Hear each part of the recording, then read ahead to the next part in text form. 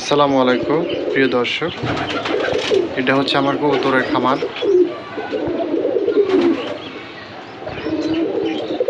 অনেকগুলো কবুতর হয়েছে ইনশাল্লাহ, সবাই এখানে আছে। এই যে জায়গা পাচ্ছে না, তারপর উপরে উঠে গেছে, অনেকগুলো উপরেও আছে, উপরে বাসা বেঁধেছে। প্রচণ্ড গরম, কেউ কেউ দেখেছেন এ পাশে আছে।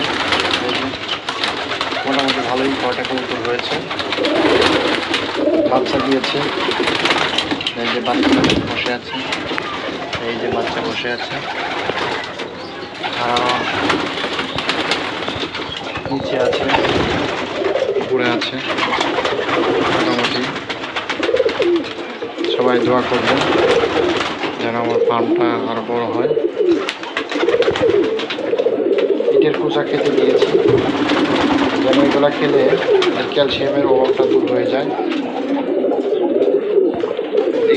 এই দুই জোড়া হচ্ছে গিয়ে 13-এর